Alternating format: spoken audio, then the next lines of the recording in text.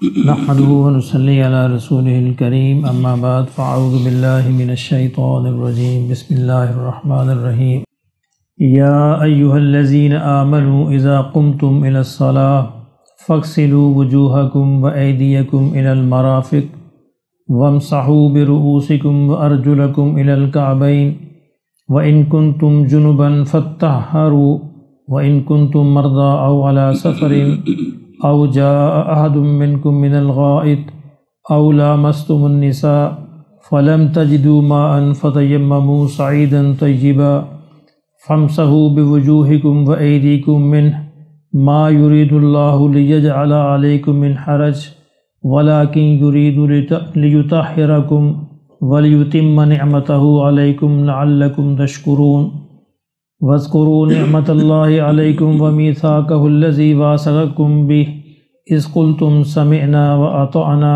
واتقوا الله إن الله عليم بذات الصدور صدق اللہ العظیم۔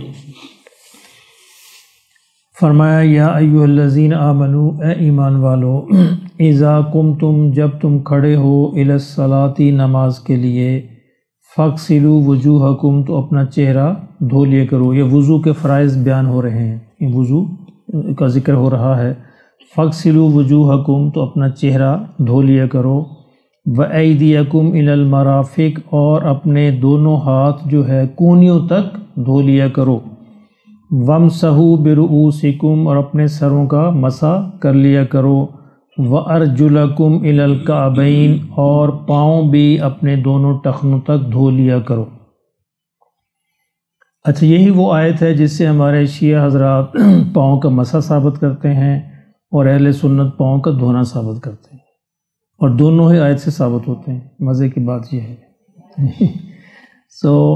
اب دیکھیں، یہ اگر تھوڑی سی اگر آپ گرامر نہیں جانتے، اگر جانتے ہوتے تو میں آپ کو بتاتا۔ یہ ہے کہ وامسحوا برؤوسکم، اپنے سروں کا مسح کر لیا کرو، آگے ساتھ ہی وارجلکم، اور اپنے پاؤں کا بھی، ٹھیک ہے۔ یعنی اگر اس کو اسی ترتیب میں دیکھیں تو جو شیعہ کہتے ہیں بات وہی بنتی ہے کہ اپنے سروں کا مسح کر لیا کرو، وارجلکم، اور اپنے پاؤں کا بھی، الی الکعبین۔ اچھا، لیکن اگر پاؤں کا مسح کرنا ہوتا تو پھر آگے الی الکعبین آنے کی ضرورت نہیں تھی، یعنی ٹخنوں تک۔ یہ کیا بات ہوئی؟ مطلب ٹخنوں تک مسح کیا ہوا؟ جب آگے تیمم کی بات ہو رہی ہے تو وہاں اللہ نے ٹخنوں تک کی بات نہیں کی، وہاں یہ کہا کہ پاؤں کا، اس کا ہاتھوں کا مسح کر لیا کرو۔ تو جب ہاتھوں کی بات ہوئی تو سکونیوں تک بات کی دھونے کی۔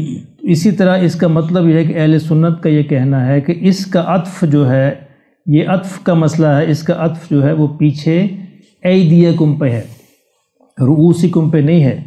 رؤوسکم میں حرف جر آیا ہے، مولانا صاحب آپ تو شاید سمجھ رہے ہوں، رؤوسکم میں حرف جر آیا ہے، اور اس حرف جر کا نتیجہ یہ ہے کہ رؤوس کے نیچے زیر ہے اور یہ حالت جر کے اندر ہے، اور ارجلکم جو ہے یہ حالت نصب میں ہے۔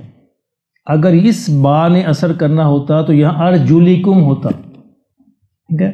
اس کا مطلب یہ کہ اس با نے اثر نہیں کیا تو اس کا ترجمہ بھی آگے نہیں چلے گا، تو اس کا اثر کیا پیچھے ایدیکم نے، اس کا عطف ایدیکم پر ہے کیونکہ وہ بھی حالت نصب میں ہے، یہ بھی حالت نصب میں ہے۔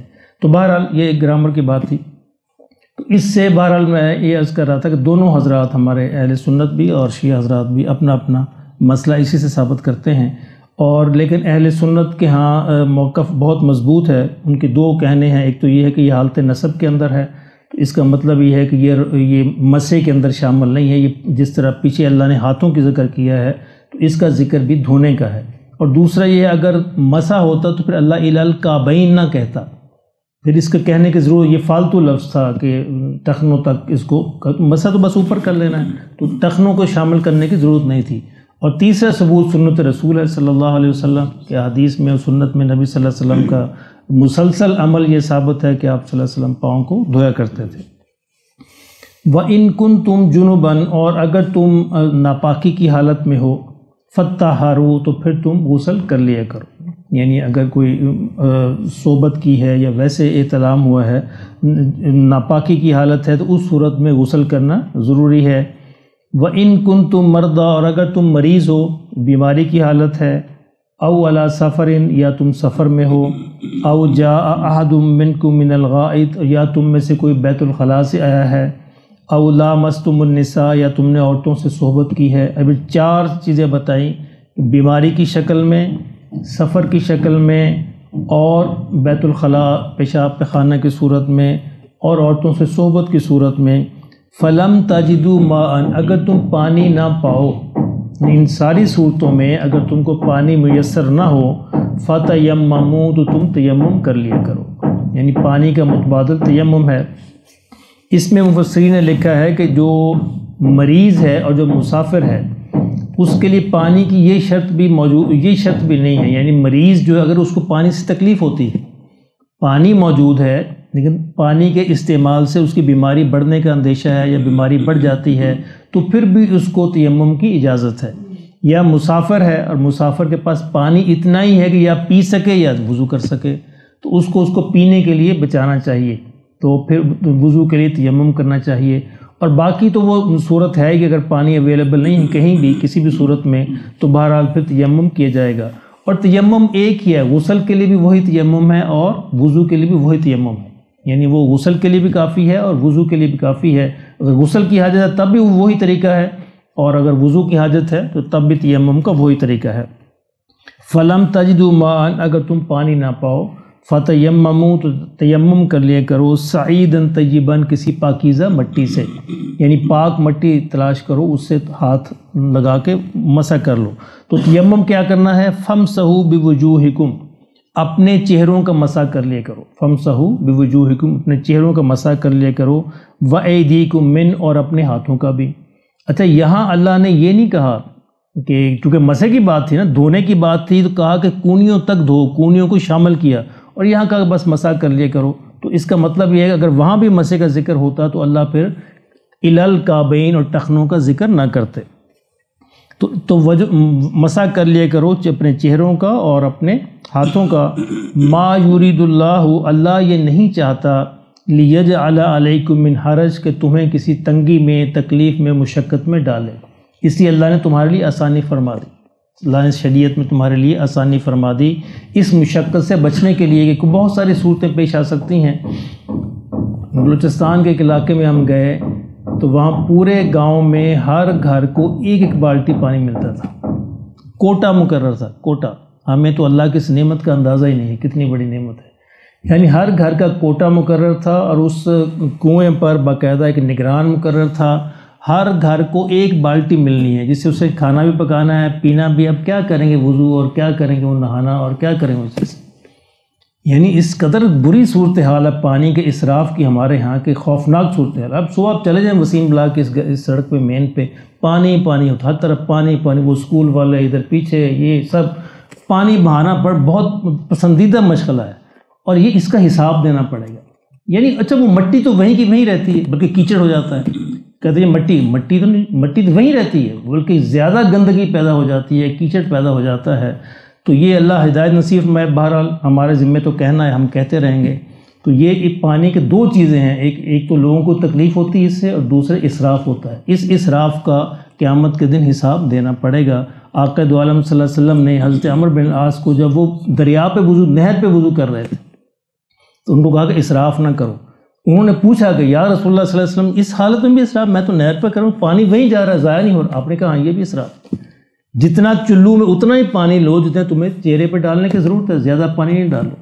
اس حال میں اندر بھی اسراف، یعنی اتنی خوفناک صورتحال آ رہی۔ لاہور کا پانی ہر سال جو ہے 1 میٹر نیچے جا رہا ہے، اور عنقریب اللہ معاف کرے، اللہ رحم کرے، کراچی والی صورتحال ہو جائے، کنٹینروں میں ہمیں پانی لینا پڑے اور پانی کی قیمتیں، بھاری بھاری قیمتیں ادا کرنی پڑیں۔ لیکن جو صورتحال ہو رہی ہے وہ یعنی اسی طرف، اسی وجہ سے ایک پابندی گورنمنٹ نے لگائی ہے واسطہ کے جو ٹیوب ویل ہے کہ وہ ٹائم پہ چلیں گے، پہلے 24 گھنٹے چلتے تھے، یہ اچھی پابندی لگی ہے کہ اب وہ 8 یا 10 گھنٹے سے زیادہ نہیں چلیں گے، تاکہ نیچے کا پانی جو ہے وہ ذرا تھوڑا زیادہ دیر چل سکے۔ مسلسل نیچے جا رہا ہے۔ ایک زمانہ یہ تھا کہ لاہور کا پانی 15-20 فٹ پہ نکلتا تھا، پھر ہوتے ہوتے 100-150 پہ گیا، اور اب 800 فٹ پہ نکل رہا ہے جو ٹیوب ویل لگ رہے ہیں۔ اور اس سے زیادہ پھر جانے کی گنجائش نہیں ہوگی، بظاہر ہے پھر پانی کی شارٹیج آئے گی۔ اس لیے اس نعمت کو اس کا خیال کر کے کہ اللہ کی نعمت ہے، ہمیں اس کو اسراف نہیں کرنا، تو وہ ثواب ہوگا۔ یعنی اگر اس نیت سے آپ کر رہے ہیں کہ اللہ رب العزت کی نعمت ہے، ہمیں اسراف سے بچنا ہے۔ اللہ نے قرآن مجید کے اندر بھی کہا کہ ان المبذرین اخوان الشیاطین، اسراف کرنے والے شیطان کے بھائی ہیں، اور نبی صلی اللہ علیہ وسلم کی احادیث بھی اس کے بارے میں بہت ساری ہیں، اسراف سے بچنا ہے۔ اسی طرح گھروں میں دیکھا یہی سوئی گیس کی صورتحال ہے، یعنی خواتین ماچس کی ایک تیلی بچانے کے لیے گیس کو کھلا چھوڑ دیتی کہ یہ دوبارہ ایک تیلی جلانی پڑے گی، اور یہ اتنی قیمتی چیز ہم ضائع کریں، اس کا ہمیں اندازہ نہیں۔ بار بار سمجھاؤ لیکن ان کی صحت پہ اثر ہی کوئی نہیں ہوتا۔ ماچس کی تیلی تو بڑی معمولی چیز ہے، اور گیس جو ہے وہ بڑی قیمتی چیز ہے۔ ہمارے پاس تو اللہ معاف کرے یہ وہ ٹیکنالوجی نہیں ہے، یہ گیس براہ راست اس سے یوریا بنتی ہے، براہ راست کھاد کا یہ را مٹیریل ہے۔ ہمارے پاس وہ مشینری نہیں ہے کہ ہم اس کو بنا سکیں، ورنہ تو یہ سونا ہے، پورا سونا ہے، لیکن ہم اس کو جلا کے ضائع کر رہے ہیں، اور ان کو اندازہ نہیں ہے۔ یعنی گھروں میں خواتین کو سمجھاتے رہو، ان کی صحت پہ اثر نہیں پڑتا کہ نہیں جی، بس وہ ایک ماچس جلانے کی جو دقت ہے نا، مشقت، اس سے بچنے کے لیے بس چولہا کھولا ہے۔ اللہ دوسرے رضائی لینی ہے، ہیٹر چلایا ہے، رضائی نہیں لانی، یہ بھی بس کیا کیا جائے اس پہ۔ تو بہرحال یہ کہتے رہنا چاہیے، ہو سکتا ہے کہ اللہ کسی نہ کسی کے دل میں بات کو ڈال دے۔ یہ پانی کا اسراف، یہ بجلی کا اسراف اور گیس کا اسراف، تینوں اللہ کی بڑی نعمت ہے۔ اور فرمایا کہ اللہ یہ چاہتے ہیں، ما یرید اللہ، اللہ نہیں چاہتا، لیجعل علیکم من حرج، کہ تمہیں تنگی میں ڈالے، کسی مشقت میں ڈالے، ولیکن یرید، لیکن اللہ یہ چاہتا ہے، یطہرکم، کہ تمہیں پاکیزہ کرے، پاکیزگی کرے۔ اس لیے فرمایا کہ پانی پاکیزگی عطا کرتا ہے، پانی کی عدم موجودگی میں تم اس پاکیزگی کا تصور قائم رکھنے کے لیے تم مسح کر لے کرو۔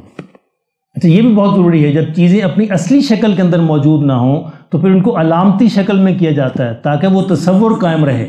اب دیکھیں جمعہ جو ہے، جمعہ اصل میں حکمرانوں کے ذمے ہے، اب صدیوں سے حکمرانوں نے چھوڑ دیا ہے، تو علامتی طور پر علماء نے سنبھال لیا کہ تاکہ وہ قائم تو رہے، ورنہ اصل میں جمعہ ایک سیاسی اجتماع ہے، علاقے کے گورنر کو، علاقے کے وزیر کو، علاقے کے کونسلر کو، چیئرمین کو، اس کو پڑھانا چاہیے، یہ سیاسی اجتماع ہے۔ لیکن وہ جب سے یعنی صدیاں ہو گئی اب تو، جب سے چھوڑا انہوں نے، تو پھر علماء نے اس کو قائم رکھنے کے لیے کم از کم یہ فرض قائم رہے، علامتی طور پر وہ چل رہا ہے سلسلہ۔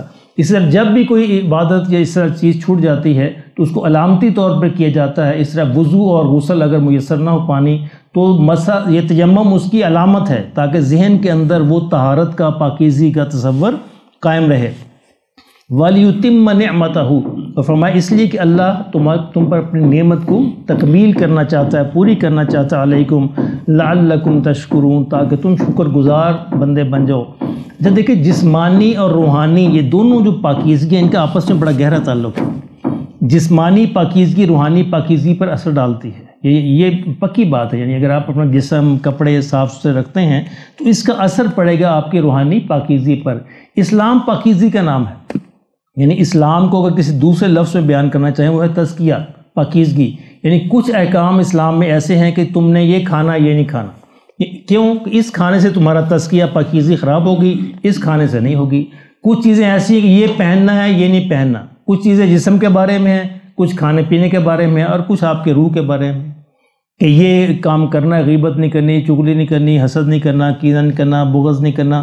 یعنی تین ہی چیزیں ہیں، یا جسم کیسے پاک رکھنا ہے، کپڑے جسم کیسے پاک رکھنا ہے، کھانا کیسے پاک رکھنا ہے، اپنے روح کو کیسے پاک رکھنا ہے۔ تو اس پورے کا پورا اسلام جو ایک لفظ میں سمٹ آتا ہے وہ ہے پاکیزگی، تزکیہ۔ فرمایا اللہ نے کہا کہ اسی لیے میں نے یہ حکم دیا ہے تاکہ تمہارا وہ تزکیے کا تصور قائم رہے اور تم اللہ کے شکر گزار بندے بن جاؤ۔ وَاذْكُرُوا نعمت اللہ، فرمایا میری اس نعمت کو بھی یاد کرو، اللہ کی اس نعمت کو یاد کرو، علیکم جو تم پر کی، وَمِيثَاقَهُ الَّذِي، اور اس عہد کو، وعدے کو بھی یاد رکھو، وَاثَقَكُم بِهِ، جو تم نے باندھا تھا، جو تم نے کیا تھا۔ کون سا وعدہ؟ اِذْ قُلْتُمْ سَمِعْنَا، جب تم نے کہا تھا کہ اے اللہ ہم نے اس رسول کی بات کو سن لیا، وَأَطَعْنَا، اور ہم نے اس کی پیروی کی۔ یعنی تم نے یہ وعدہ کیا تھا کہ اس کی سنو گے اور پیروی کرو گے۔ وَاتَّقُوا اللَّهَ، تو پس اللہ سے ان وعدوں کے بارے میں ڈرتے رہو۔ إِنَّ اللَّهَ عَلِيمٌ بِذَاتِ الصُّدُورِ، بے شک اللہ سینوں کے بھید کو جاننے والا ہے۔ یہ شریعت اصل میں انسانوں اور اللہ کے درمیان ایک وعدہ ہے، یعنی جب بندہ اسلام کا اقرار کرتا ہے، ہمیں تو خیر ماں کی گود میں مل جاتا ہے، تو وہ اصل میں اللہ سے وعدہ کرتا ہے کہ یا اللہ میں اس کی پابندی کروں گا، تو یہ اللہ سے میثاق ہے، اللہ سے عہد ہے، تو اللہ نے کہا اس میثاق کو یاد رکھنا، اس کو نہ توڑنا، اگر تم اس کو نہ توڑا تو پھر اللہ تمہیں اس کے بدلے میں عظیم نعمتیں عطا فرمائے گا۔ اللہ پاک ہمیں بھی نصیب فرمائے۔